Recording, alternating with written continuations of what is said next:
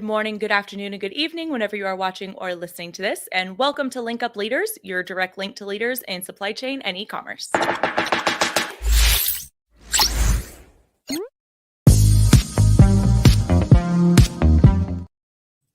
My name is Lisa Kinski. I'm your producer and co-host, and joined as always by Francois Jeffrey. Francois, how are you doing?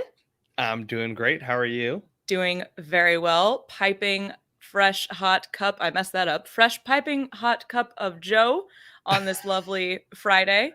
And I'm ready Staying to go. hydrated Well, by hold our on. friends over at Ping Pong. You know, I'm always, well, I don't have any friends on this, but you know, I've always got the hydration going. I can't say enough about drinking Yeah, you enough have water. that little watering app. Water your Mhm. plant every time you take a drink or something. It's so cute. It's called Plant Nanny. Every time you drink, you enter in the number of ounces that you've had and it waters the plant.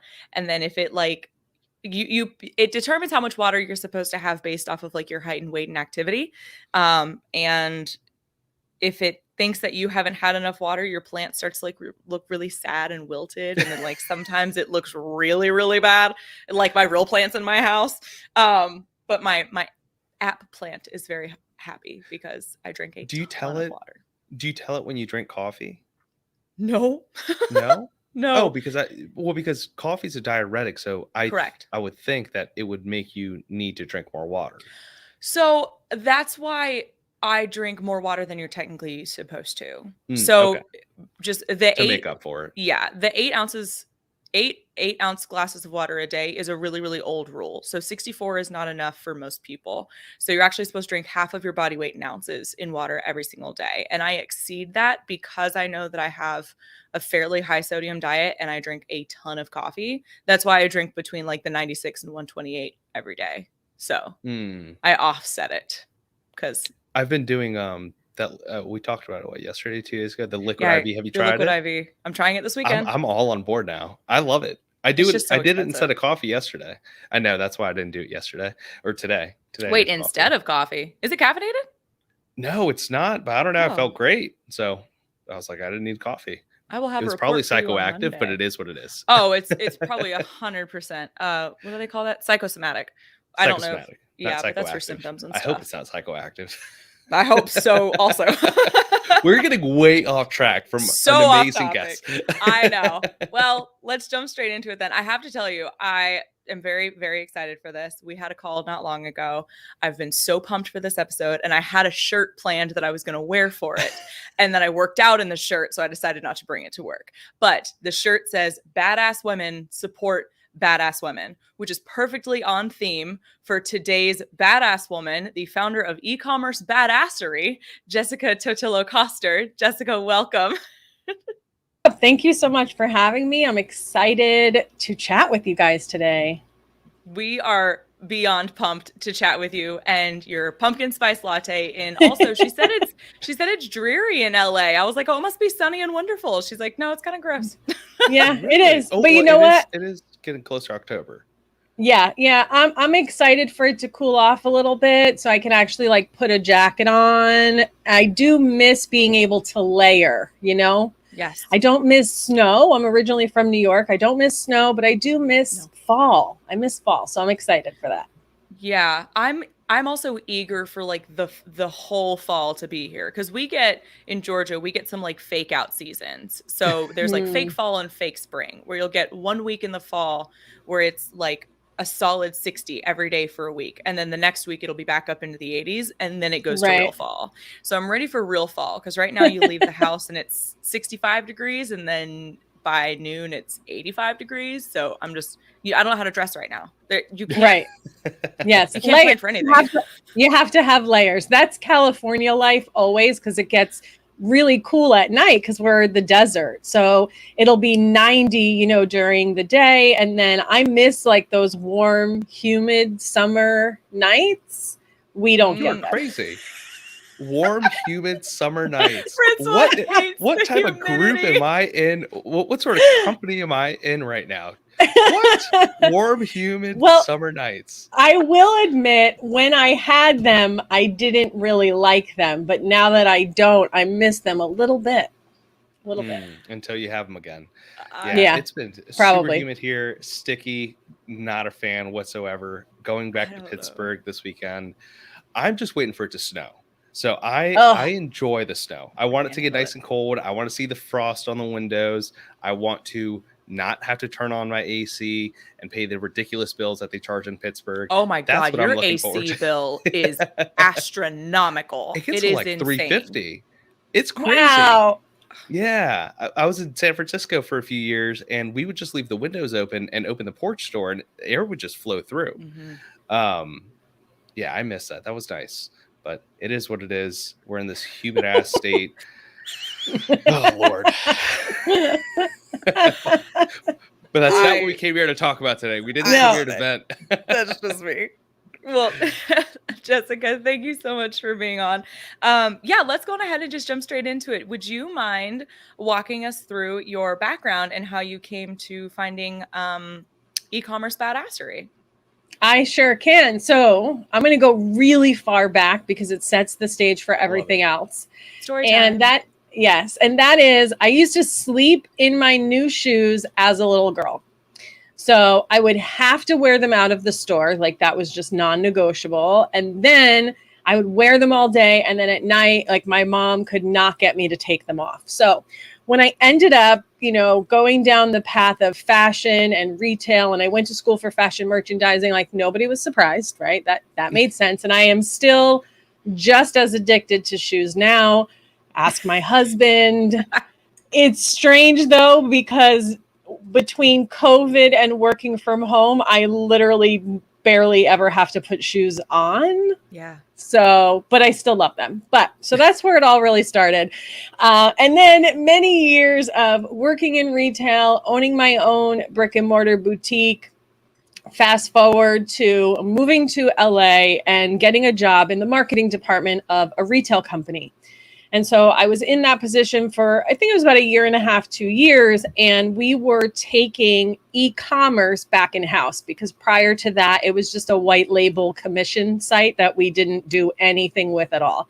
But they were like, nope, we're going to do e-com. We're going to bring it back in house and you're going to be the only employee. Like you're going to head this all up. And I was like, all right, cool, let's do it. Right. And I had experience in e-com previously in a previous job, but this was very different because this was already a brand that everyone knew, right? And so we were doing 7 figures right from the beginning.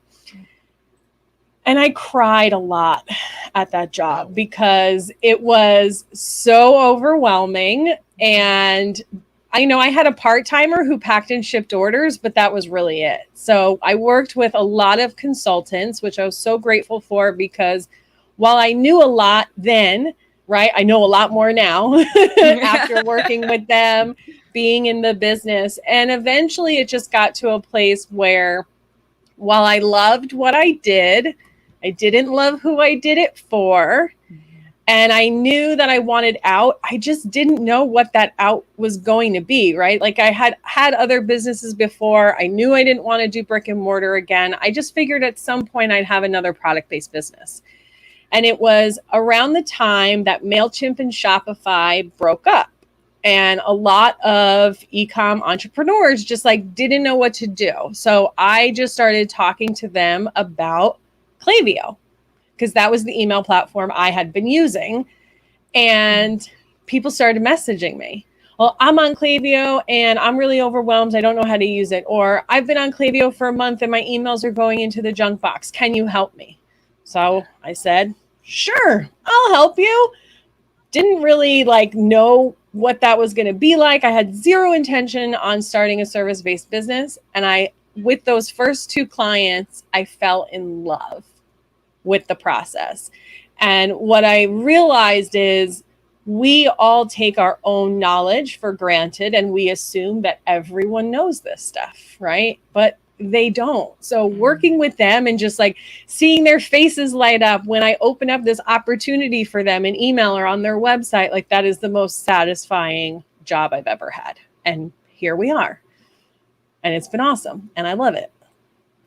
That's my story. It's awesome. It is an awesome I'm story. sure the faces are probably pretty similar to whenever Francois shows me something new on Excel. I get so jazzed up.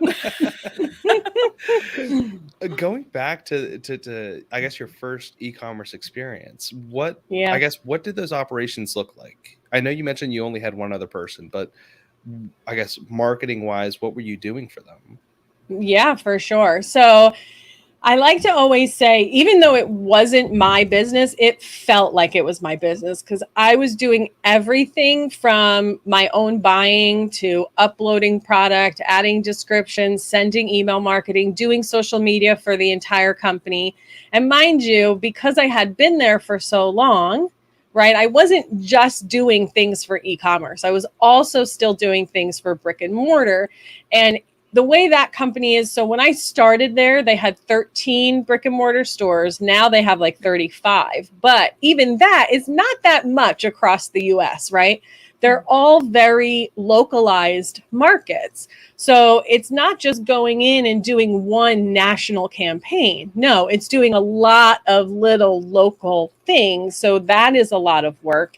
And then you have this whole part of the US that had never even really heard of us before. So even the marketing piece wasn't easy, right? It was a lot of scrappiness that went into that. So essentially, I was like an entrepreneur wearing all of the hats. So, I would work with the marketing department on the campaign photo shoots. And then I would work with the graphic designer to create all the imagery for the website. I'm the one setting up all of the social media, all of the emails, doing all the gift guides for the big holidays. So like anything you can think of that goes into running an e-commerce business and then some, because we were a bigger company. And, I answered directly to the VP of retail. You have the entire leadership team on your email list, watching every email that you send out. That was my life for a lot of years. And, I wouldn't take it back for anything. It was an amazing learning experience. And I think I got really lucky because we were a medium-sized company, right? When you're in a really large company, you have like one job and that's all you do all day. Mm-hmm. Then when you're in a really small company, this was my experience in the past, you like hope that your check cashes every time you deposit it, right? And it doesn't bounce. Like I've had that happen to me too.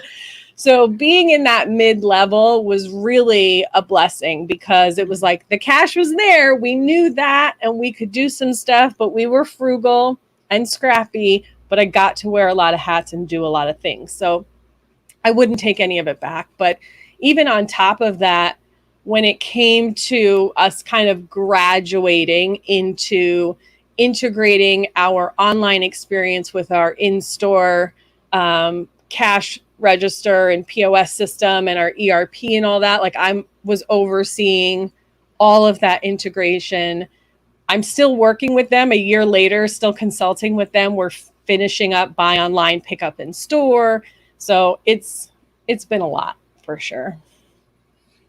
Would you recommend that someone that's interested in getting into e-commerce to try to find one of those mid-sized companies that are hiring for e-commerce positions? It depends on you as the human. Yeah, exactly. Exactly. I think working in that size company is where you get to learn the most, right? When you're in a super small company, you get to wear a lot of hats, but you don't have a lot of budget to try new things, right? When you're in a really big company, you get to wear one, maybe two hats, but you don't really get to dabble in a lot of stuff. So I think for me, it was that mid-level business. But also I had an amazing VP, an amazing boss who really, and this was, everyone on the team just really let us try the things and gave us the opportunity to screw up. Like, you want to try it, go at it. And if it doesn't work out, cool, right? So for anyone listening who is leading other people, like that's just a reminder to give your people room to make mistakes and to try new things. And that's how you innovate and move your business forward. So, I think if you're trying to get into e-com and you can get yourself maybe into an assistant position, right? And then just really go above and beyond and get yourself, like I was just a marketing coordinator when I started there. I took so many steps back going into that position because I was coming out of like retail operations and going into marketing, right? So I had to take a few steps back, but I was able to propel forward very quickly. Yeah, I mean, being able to integrate things like ERPs and merchandising, that's so much more. That's at large companies, that's typically, you'll hire out, talk to Ernst and Young or some of these other larger consulting companies, and they'll handle some of that integration for you. Now, was this a custom built website? Was it a Shopify store? Yeah, we were on Shopify Plus. When we first started, we were actually on Magento. And interestingly, so, I was there, but I had another position that was very demanding. And so they hired on a consultant, someone that they had worked with before, to get that initial website set up, which was unfortunate because I had zero say in it, but I was the one that had to manage it moving forward. Not great. And Magento was a nightmare. We were also in an industry that was prone to getting hacked, and we had all of these. I feel like our website was down more than it was up. So eventually, it wasn't great. Eventually a new, and we just didn't have an internal tech team to manage this stuff. Like we just didn't have the infrastructure to support that. So a new CTO eventually came in, and he was not there for very long because I think he was like, he butted heads with the owner and, he left. But for that 2 weeks or 3 weeks, whatever it was that he was there, he got us onto Shopify. And I will forever be grateful to him because that allowed us to just focus on growing the business instead of worrying about keeping our site up. Yeah. So that was a gift basket. Yeah. Yeah. So it changed the game so much. And there are some things even on Shopify Plus that can be a little bit frustrating with their platform, and there are limitations, and I get it, and then of course every tech guy that comes in after that's like, oh, you should be on WordPress. You get so much more control. And it's like, you know what? It's working. And if we have to manage that, then we can't manage the growth of the customer base, which is what really matters. So, maybe someday down the road, they'll make the switch. But at this point, now we're doing a huge integration with NetSuite. So probably not anytime soon. Yeah. Oh, wow. Yeah, that's going to be, how many SKUs do you guys have? Oh, tens of thousands. Tens of thousands. You do need something like NetSuite. Yeah. It's manage all these. Yeah. And I mean, NetSuite, that thing is a behemoth on its own, right? And even the NetSuite team, because everyone specializes in certain parts of it, because like no one can know the whole system. It's just impossible. So even working with them, the person you're talking to about like the POS piece, they're like, oh, well, I don't really know. I need to go ask this person who deals with this part of the ERP. So it's a lot. It's a lot. But hey, I'm grateful for every minute of it because I would never have had the opportunity to learn what I've learned anywhere else. Yeah. Now, is this a brand that you only sold on Shopify, or is this something that you helped expand onto other marketplaces as well?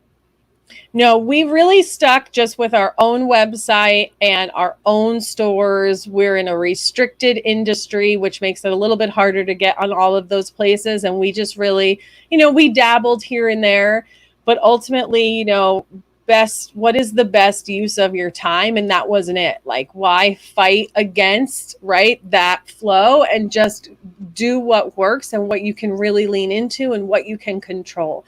But for some businesses, being on all the marketplaces is the better option for them. It just really depends. Every business is different. Yeah, definitely. And one of the things that we had talked about when we had our initial conversation was kind of creating that really stellar on-site experience, or creating a shopping experience online that mirrors that of shopping at a brick and mortar store. Since you work with a company that does both, how could you, what would be your recommendation to e-commerce business owners to creating that really exceptional on-site shopping experience that could mirror or be a suitable substitute for shopping in person? Yeah, absolutely. And this is so, so important. And I think so many of us overlook this. And, I don't know if it's just because we just don't know, or maybe people are starting e-commerce businesses and they've never really worked in brick and mortar, right? So you don't think about it from that perspective. So the first thing I tell anyone to do is to like take off the CEO hat, right? Stop thinking like a business owner and start thinking like a customer. And what is that experience that they want or need to have with your product in particular? Because for different businesses, it's going to be different, right? So for instance, the product that we sold, it was electronic in nature. So people want to be able to turn it on. They want to touch it. They want to feel it. Same thing is going to be true for clothing, for instance. So how can you create that on your website? So there are tools, one of them, because for us, like size, think about it like furniture, right? If you're selling furniture, the customer needs to know, well, is this going to fit in the space that I need it to fit in? Do they understand dimensions? Probably not, right? Are we measuring properly? Properly? Probably not. Tongue twister. So how can you make it easier for them to understand like the actual scale of that product? So there's a tool actually called Tangibly. That's what we used to use that does this. And so it kind of like sizes the product up next to common items like a soda can or a cell phone or something like that. I've seen some accessory companies use this tool as well, where you can actually, if you sell a handbag, you can size it up on a person, right? So you can set like the height of the model, and, are they broad shouldered or whatever? So you can see the size of that bag, because that's what they would be doing if they were in store, right? They'd walk up to the bag, they put it on their shoulder. Or if you're selling clothing, they're going to try it on. So think about, what would they be trying to do in person? And think of yourself as a shopper, even if you've never worked or owned brick and mortar, like you shop, right? So how can you bring that to the internet? And if you don't have the budget for a tool like Tangibly, that's why you'll see people take pictures next to quarters, right? What is something that everybody understands the size of, and really get that comparison in there? So that's one of the first things I would think about. And that really could work. I mean, if you're a food product or a coffee product, something like that, that doesn't matter. But anything that people are wearing, putting in their home, that could be really important for them to understand. I also like to remind people that, website merchandising is just as important as in-store merchandising. So when you go into the store, the way things are laid out, what's on the left versus what's on the right, what's on a table versus what's hung, like that is all very intentional. And so you need to think about the journey you want this customer to take on your website. And it really starts with your navigation menu, which we can talk a little bit more about when we kind of get into the SEO piece as well. But, how do you get the customer to where they need to go as quickly as possible? And that's really what your navigation menu is for. So if you think about going into like a TJ Maxx or a Target, like some big store like that, right? There's signs hanging over the aisles. So you can just kind of from a glance look and say, okay, this is where, greeting cards is, or this is where the clothing is. This is where I need to go. And so that's what that navigation bar is for. So a lot of people will hide everything under a shop button. And I encourage you to not do that, or at least test it out. Yeah. Well, it's crazy thinking about even like the sales signs that a lot of websites have, or it says clearance. It's usually in like a red box, similar to what you would see at like a TJ Maxx on top of all the clothes themselves. Right. Yeah. Right. Yeah. So when you're first looking at a website, what is something that you first will walk through to sort of analyze its not necessarily performance, but and this is where it gets a little bit more complex, right? Because there's the quantitative measure of it, but then there's the qualitative that is more of just that personal opinion. What is sort of that qualitative measure that you're starting to look for when you first go to a website? Yeah. The first thing is it depends on the customer and the product, right? So I'm going to kind of have that conversation with the owner, whoever it is that I'm doing this with, to really help me understand, who is this customer? Why are they shopping with you? What do you want them to do when they get here? And then let's walk through and see if just logically, does that make sense, right? Because sometimes we forget to like think about all of those steps, and we're just like kind of just doing it willy-nilly. And I mean, the best thing you can do is use data, of course, right, with heat maps and things like that. But even before you get there, I think there's so much that if you just take a few extra minutes to kind of think about it, you're like, oh, yeah, like that doesn't make sense. I shouldn't have this category over here because this is what I'm really trying to get them to do. So like I said, just think of it from the customer perspective, because your customer, and this, even if you could have two businesses that sell the same exact product, right? But the reason that customer comes to them could be different. And one maybe is trying to solve a very specific pain point, while the other is just, trying to look for confidence or something like that. Couldn't think of what's the most opposite of a pain point. So that experience is going to be different, right? And where the journey you want to take them on could be different. So that's the first place I start. And can we talk a little bit more about, I guess, customer intention and journeys that I guess you can always lead them on when it comes to on-site experience? I think a lot of times it's hard for that business owner to not just think, well, my end goal is just to make a sale, right? I just, at the end of the day, that is the goal, no matter what. But just walking through that journey, can we sort of think about like, what are customers thinking? Yeah. And I just want to, what you just said, my ultimate goal is to make money. Yes, business is about making money, but here's the thing. People do not buy products, right? They buy solutions to problems. They buy status. They buy joy. They buy confidence. So if you can focus on serving them instead and getting them the item, the product that they need or want in that moment, the money will follow.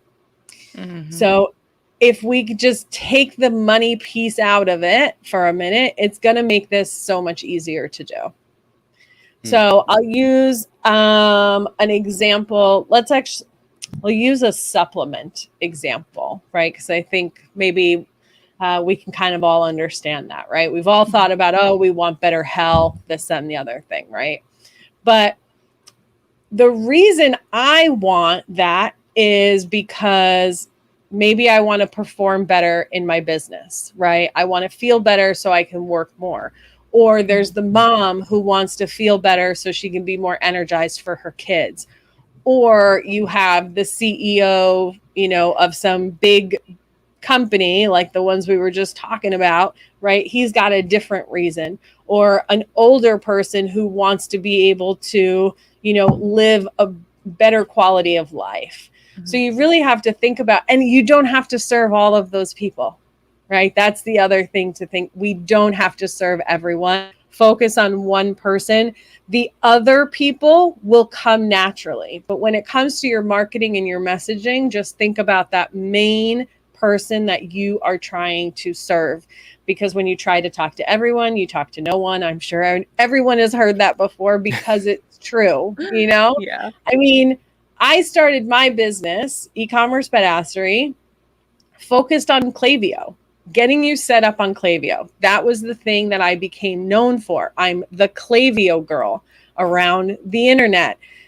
Once they get here, then I can tell them, hey, I can also help you with this, this, and this. And they're like, cool, right? But in the beginning, I'm just giving them what they asked me for, because people get overwhelmed and confused, and analysis paralysis is a real thing. So focus on that one person and then think about what questions do they have. So they land on your website, they know they are getting really crappy sleep, or they feel lethargic all the time, they just feel tired, like, how can I feel better? So that's what you want to talk to them about. So if you think about landing on a home page, right, and you always going to have like that main banner across the top, it's going to have some text on it and a button to go shop. Well, in that text, you want to speak to that pain, that struggle that they're having, right? Because you have the solution.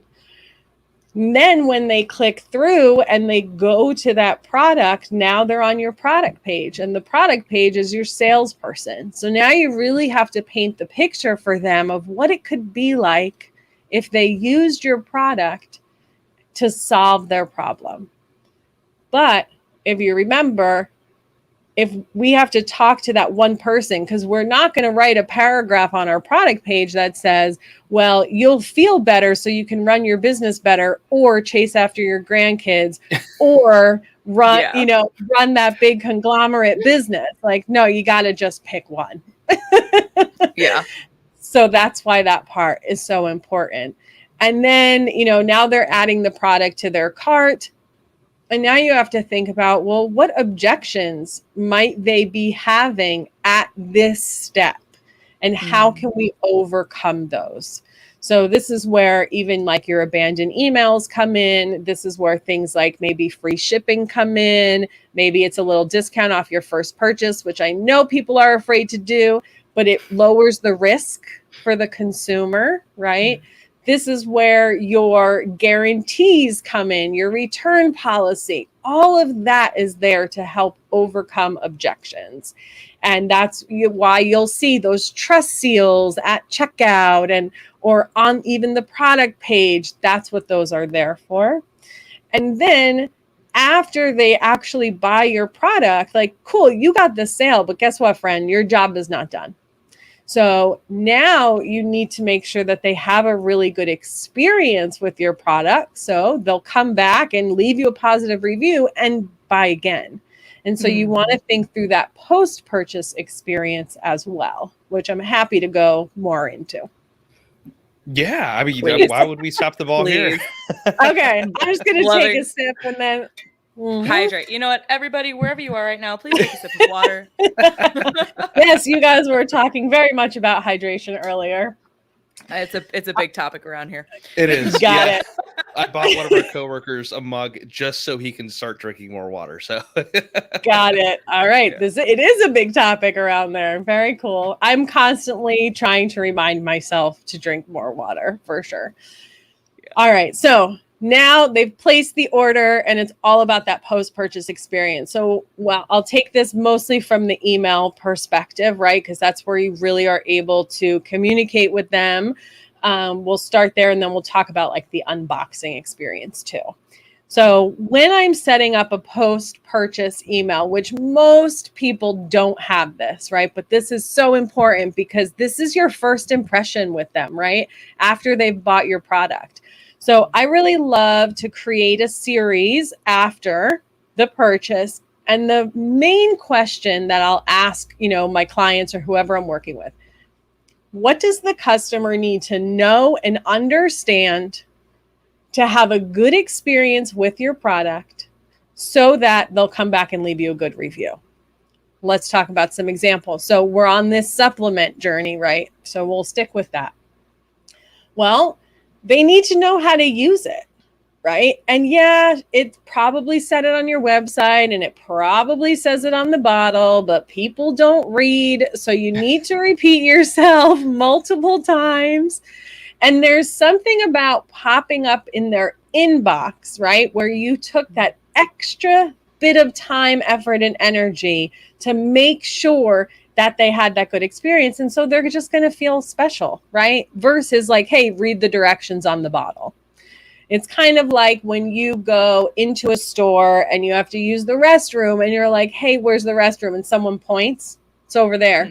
Versus the person that's like, oh, come this way, I'll show you where it is, right? It's a very different experience. Oh, yeah. Kudos to those people. If you work in retail, kudos to you. Those are the best people in the entire store. Yep. So that is what this email is like, if you think of it that way. So you're really guiding them through the process of getting the most out of your product. And this could be as simple as maybe you are just directing them to some blog posts, right? Where you've already written about this stuff, but maybe they never saw it before, or it's an FAQ page on your website. It doesn't matter where the content is. The idea is just to get them to that content to help them out. And so another example, I had a client who she has like DIY nail polish kits. So you get like the base and then all the pigments to mix your own color, which sounds super fun, right? So cool. Oh my gosh. Right. But think about the overwhelm of like, oh, what if I mess it up? Right? Because that's what I thought at first. I'm like, oh, I'm just going to end up with a brown nail polish, right? Like when you mix too many colors together, I'm like, sweet.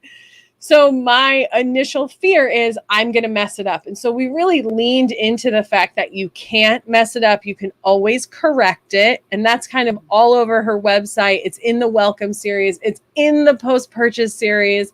And also in that post-purchase is depending upon which color kit, because there's different colors depending upon what you want to end up with, right? They all kind of have their own playlist of videos.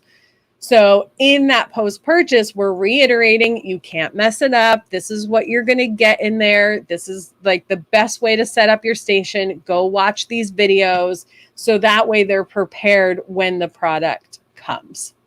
So that's my number one thing that I know so many people miss. And then the second piece of that really is the unboxing experience. Now, that doesn't mean you have to go out and spend like a bunch of money on custom stuff. You really don't, because most of it's going to end up in the trash. But people are going to remember that initial experience. And in the age of social media, if you can make it pretty enough that people want to share, that's free marketing for you. 100%. So those are my main things. Yeah. Love them. And so how do you, I guess, and again, just going back to the business owner mindset, right? It's how do I equate this post-purchase email into more sales? I guess when is the right opportunity? And it always depends on what the product is. Is it something they need to buy next week? Do they need to buy more coffee? Four Sigmatic, one of my favorite coffees, it's a mushroom coffee. Oh, yeah. They text me at the perfect time for new subscriptions with great offerings, for example. But like, when should a business owner start to consider, hey, let me try to convert this former customer into rebuying? Yeah. So like you said, it totally depends on how often your customer is going to buy. So there's a couple of different ways that you can approach this. If you are a consumable product like a coffee or even skincare, even a supplement, right, is you want to hit them right when it's time for them to buy again based on how much they bought the first time. So maybe they bought a 6-month supply. So even if your average consumer purchases every 3 months, you want to hit that particular customer at the 6-month mark, which is really easy to do with a tool like Klaviyo. So you have that, but you can even cross-sell right in that post-purchase email right after they make their purchase if you really want to. So a couple of things, if you think about cross-sells in general, there's a couple of different places that you can put them on your site. One of them is the post-purchase email. So something that I did, because now on Shopify, it's a lot easier because you could do an after purchase cross-sell, like after they already checked out, and you can do it right in Shopify checkout. Back in the day, you couldn't do that. That's why I did it through email. But if you're thinking about what to put there, think about 1, maybe 2 items that you have that almost everyone would purchase, right? It's going to be really generic because you don't want to have to worry about like customizing this because that gets too hard. It needs to just be something that everybody wants to buy. So you can put that item at a discount for a limited time. I usually do max 24 hours. And you just sell them that product for that deal right after they make their first purchase. Because remember, so the first purchase is the hardest one to get. The second one is a little bit easier, but you could still lose them at this point. And then once you get them to their third purchase, then they're like, yeah, they're a customer, right? You have a much better chance of holding on to them. So you want to move them through there as fast as you can. I love how you're explaining how I'm currently getting manipulated by all these websites to make these purchases. Well, and I am gonna be too. more cognizant of this. Is it working? It's working. Well, I'm probably still gonna, be a fool into it. But as you're sort of going through those post purchases, are there any other ways? Well, I guess I had a question before this one. Thinking about all these different aspects, right? The merchandising, the post-purchase emails, the offers, and tracking, for example, a 24-hour offer to a specific customer. Where are you managing all of these different tasks and operations, especially for someone that might just be starting, might be scaling up, might just have an assistant? Yeah, I'm tracking it all in Klaviyo, to be honest. So Klaviyo is my favorite email marketing platform. It has a very, very deep integration with Shopify, which is awesome. And even if, like, let's say you've been on Shopify for a while and you were using a different platform, and then you decide, hey, I want to try out Klaviyo, I want to switch. Klaviyo is going to pull in all of your historical data from all time, from Shopify when you first hook it up. And every person who has ever made a purchase on your website or filled out a form on Shopify, so if it has its email, the person's email address, right, they have a profile in Klaviyo. And on that profile is every product they've ever ordered, every purchase they've made, any unique information that you collect about them. So you can have an unlimited number of profile properties where you collect information about them. They've got all the products that they've even looked at. There's like a little widget in there that will say recently viewed products, so you can see what they're viewing. And it will tell you too, what emails they have received, whether they've converted on those emails. What's also cool is Klaviyo integrates with rewards tools, review tools, so something like Stamped or Smile or even Yotpo, so you can see if they're leaving reviews, whether or not they're positive.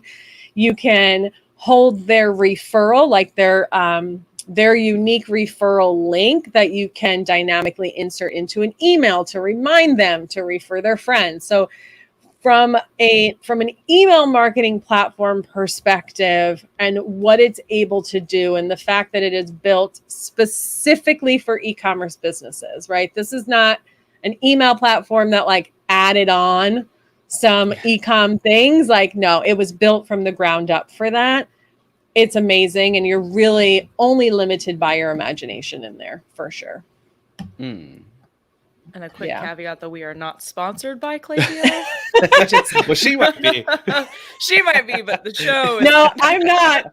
I'm not sponsored by them either. But Klaviyo, if you're listening, no, I just really I've been using the platform for so long, and I just fell in love with it. There was just all those little things that as a marketer, I'm like, oh man, I wish I could do this. No, I wish I could do that. And it was like, oh wait, I can. That's cool. And it's easier. That was like one of those moments for me. So that's why I love it so much. Awesome. Yeah. I mean, I'm sure someone out there is listening and thinking, well, why the hell am I managing my offers in Excel and setting a task reminder to go back and cancel those codes on my... Yeah. So there's definitely someone out there. Yeah, you can use, Klaviyo has dynamic coupons. So they just get created when the email sends out, and then you can set an automatic expiration on it. So you can say, hey, this is good for 24 hours. And then the countdown starts when it sends the email. Super easy. That's amazing.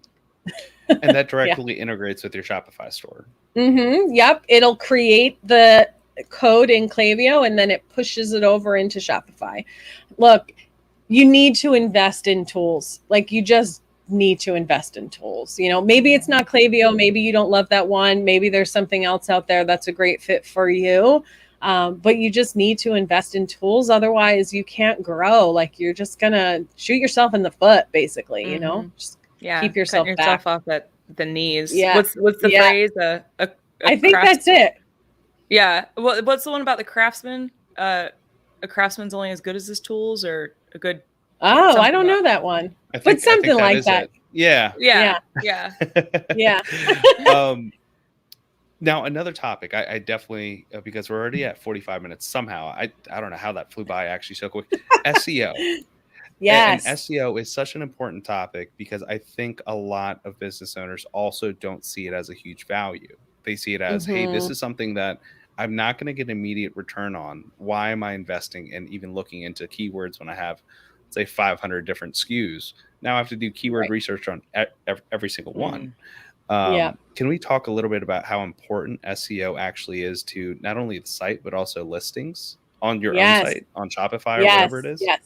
Let's please talk about it. So the first thing that I noticed is most smaller businesses, right, think that, well, I can't compete with the big guys, so why should I even try, right? So that's kind of the first hang up. And I'm here to tell you that is not true. I have clients who are small businesses who are ranking on page number 1 for like the main products that they sell.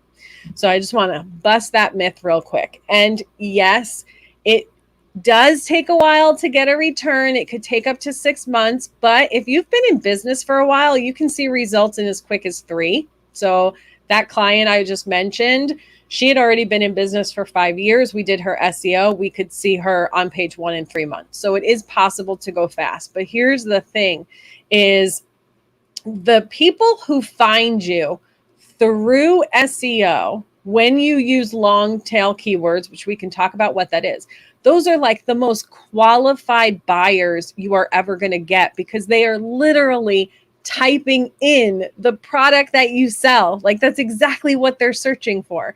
So you want those people, and it is a time investment and potentially a financial investment if you have someone else do it for you, but it's front loaded and it's going to serve you forever and ever and ever. And as long as you do it right from the beginning and no black hat stuff, and you're really just think of SEO as a partnership between you and the search engines, right? The search engine's number one goal is to get the user, the searcher, to the most relevant result as quickly as possible. So if you can help Google understand your website so it can do that, you will win, right? When you hear things like, oh, well, Google made an update and I lost all my SEO traffic. Well, that was because they did SEO for the search engines instead of for the user. So there's another little tip there. But the long-term effect of that and getting that free organic traffic, it's also going to help all of your other stuff too, your paid stuff as well, because your website is already going to be so much more reputable. And so love it. Can we talk through some of the black hat tactics? Because I think a lot of times also it's misinterpreted. What is black hat? What's not? And that's always change of their policies and whatnot. But for example, keyword stuffing. Would that be something that's considered black hat? Let's say you have a listing and it's this mug and you do blue mug, blue stainless steel mug with a nice lid. Yes, exactly. And I think let's stick with that one because that's I think the most obvious and the easiest for everyone to understand. Now, if you are on a marketplace like Etsy or Amazon, right? Keyword stuffing is kind of how it goes, right? When you look at the titles on those platforms, that is how they write them out. And maybe that works on those platforms. I am an expert on neither of those, so I don't know. But Google does not like it.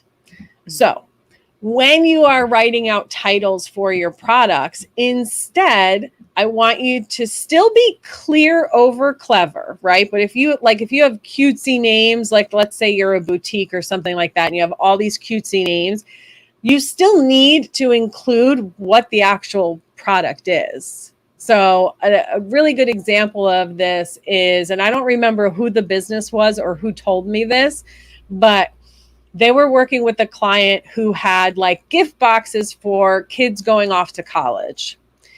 And she was calling them college survival kits. But what was happening was she was getting all these like doomsday preppers to her website because she was using the term survival kit. So we need to be clear over clever. And, you know, you can still have fun and be on brand, but you need to balance that out with like words people are actually using to look for a product like yours.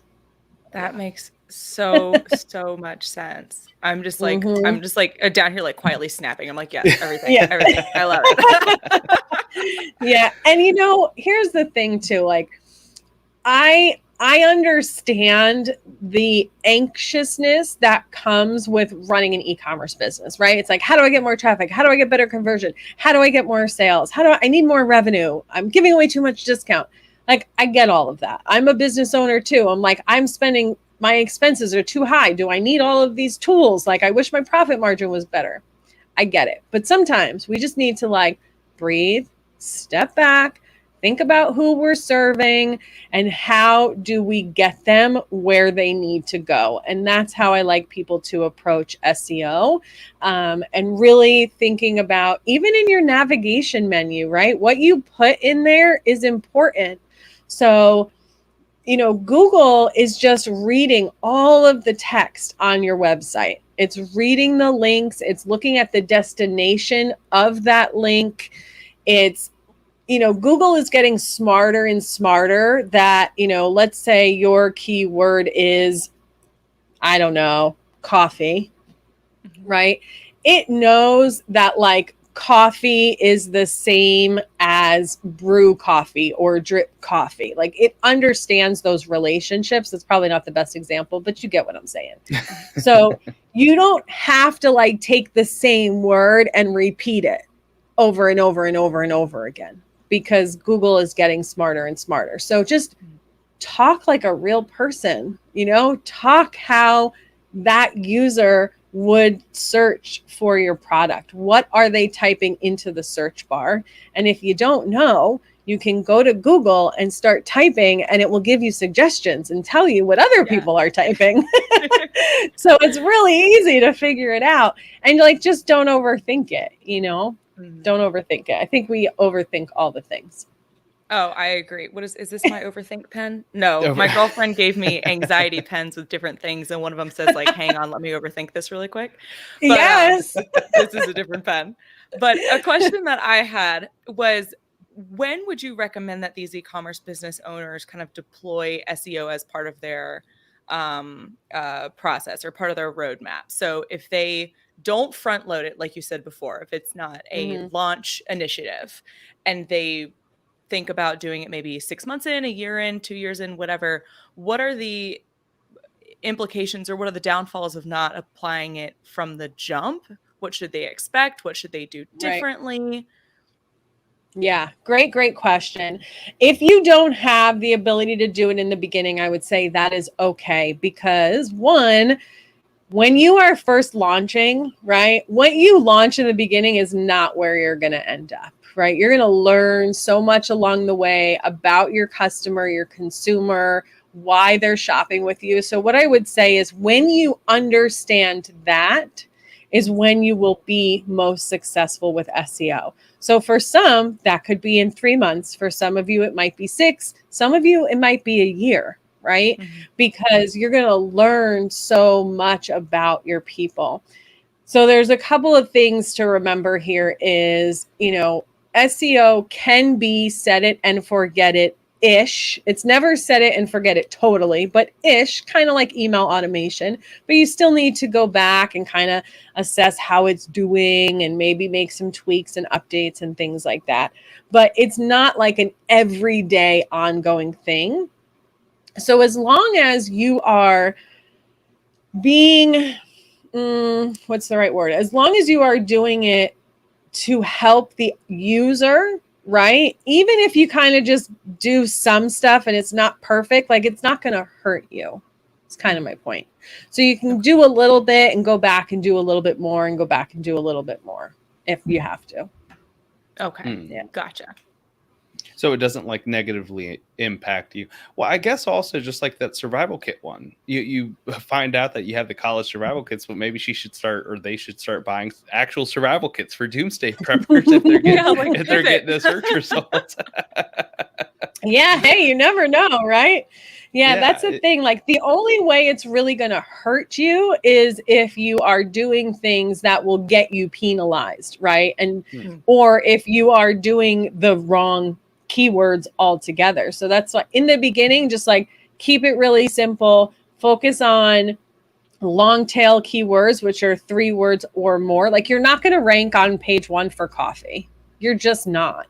But maybe you're going to, like, I always think of, I think it's Death Wish coffee, right? Yeah. So like super strong coffee, right? Like, so think about what the more specific description is, or mushroom coffee, right? For Four Sigmatic. So, you're go deeper, do a little bit, be conscious of your product titles. And then one last note about that is if you have a wide assortment of product, it's going to be so much easier for you to rank at the collection level than it is at the product level.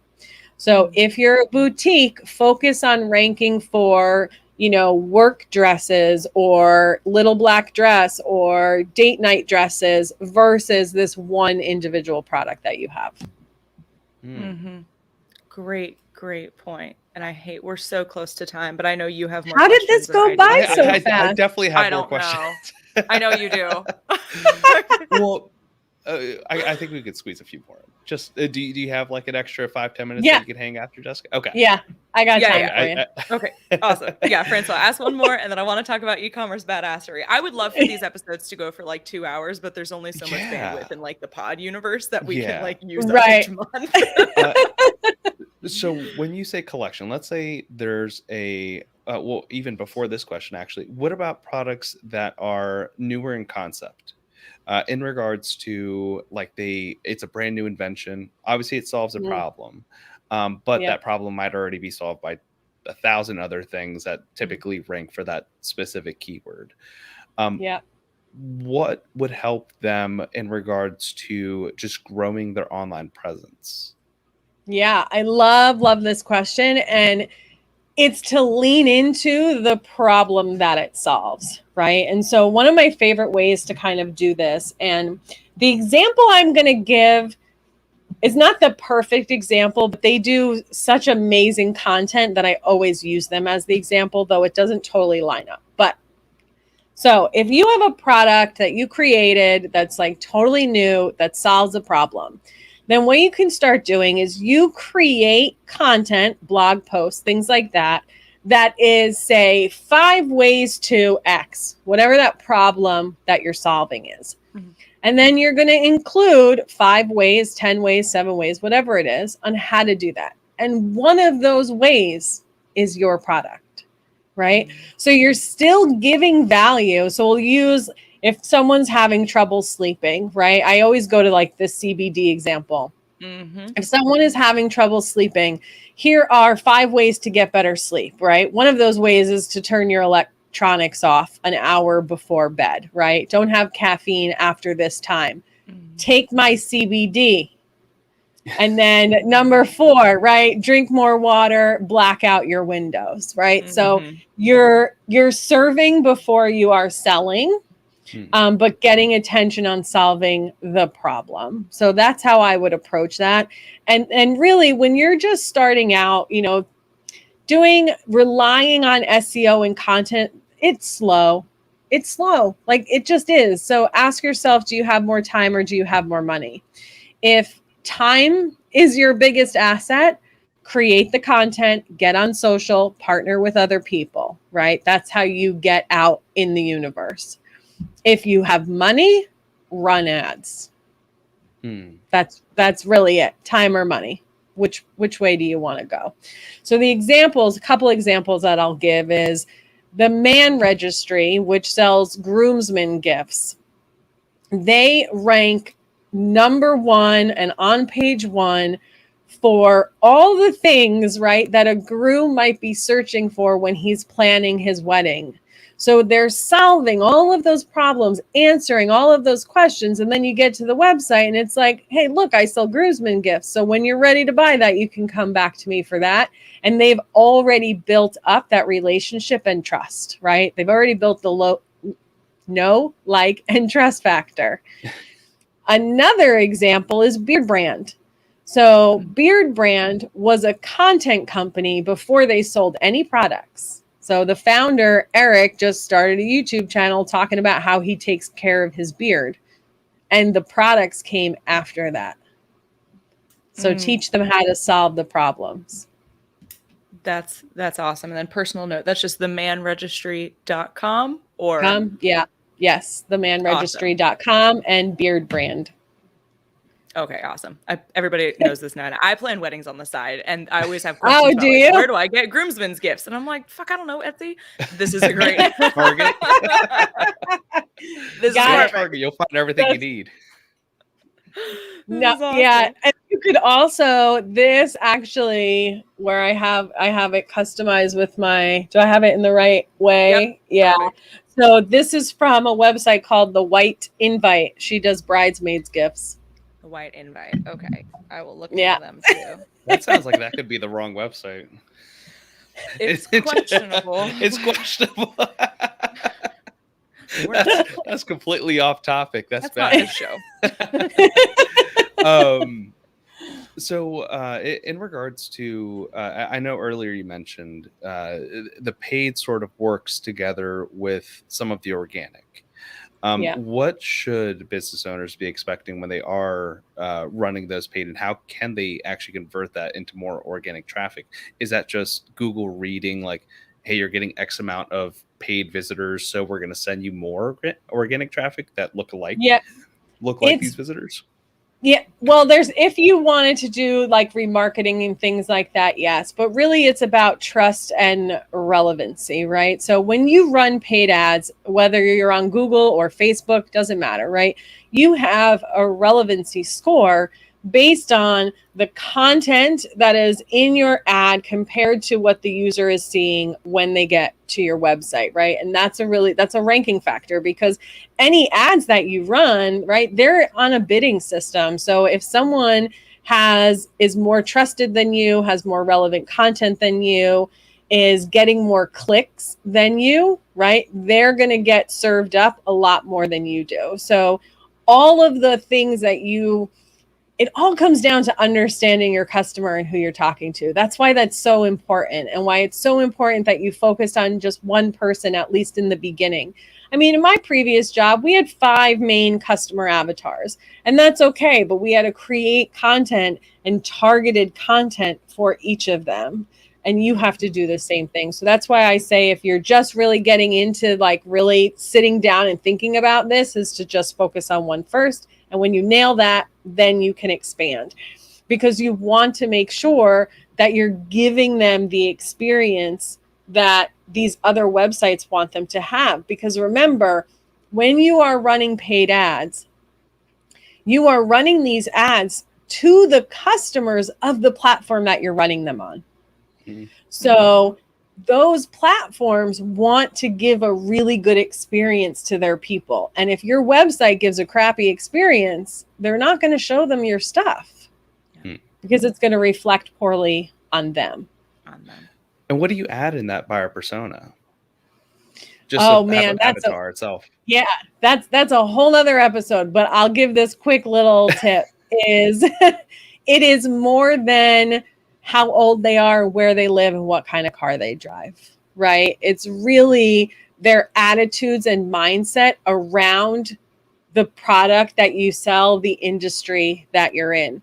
Even we'll use another supplement, like a weight loss supplement, right? Like the person who does it for maintenance versus the person who is years and years overweight, always struggling, not healthy, doctors like, you need to get this under control.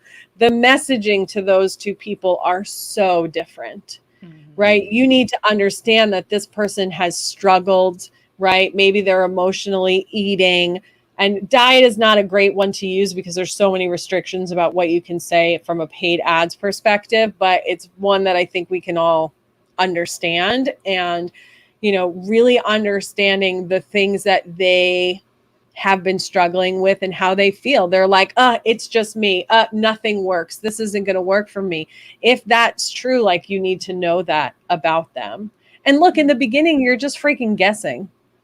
And as time goes and you get more feedback and you get reviews and you see comments on social media when people are talking about your product and your business, then you're going to get a much clearer picture. So in the beginning, you're just making some educated assumptions, and then you refine as you go. So even with eCommerce Badassery, if you go to my website, one of the pages for like my e-commerce consulting, the headline is "E-commerce is hard." And I didn't make that up, right? That's what my clients have said to me. E-commerce is hard. So I'm using their language so that they can resonate with my message. And that's what you need to do too. And that is the perfect lineup to have an episode 2 with Jessica in the future. We're obviously going to have to do it because I know we're not done, but we do need to wrap up. I always feel like the bad guy whenever I do this. But Jessica, I want to be sure to give you a couple of minutes to plug eCommerce Badassery, because as I said before, I've got that shirt that says "Badass Women Support Badass Women," and that's exactly what you do, is help women grow their businesses. So let's talk about your business. Absolutely. Thank you so much for giving me that opportunity and for having me here in this awesome conversation. I also have a little gift for everyone listening. So if you go to ecommercebadassery.com/link-up-leaders, I have a present there for you. I'm not going to tell you what it is because you have to go see for yourself. But what I do is I work 2 main tracks with clients, either a general e-commerce consulting where we cover all of the things, right? Operations, marketing, email, SEO, all the things, or very specifically with email marketing. And you can learn all of that on my website. And I also host the eCommerce Badassery podcast. Every single week, I'm there giving you actionable steps and strategies to grow your traffic, sales, and profit. And people tell me they binge my podcast, which I love. But I'm like, that's not how I designed it. I want you to listen and then implement what you learned.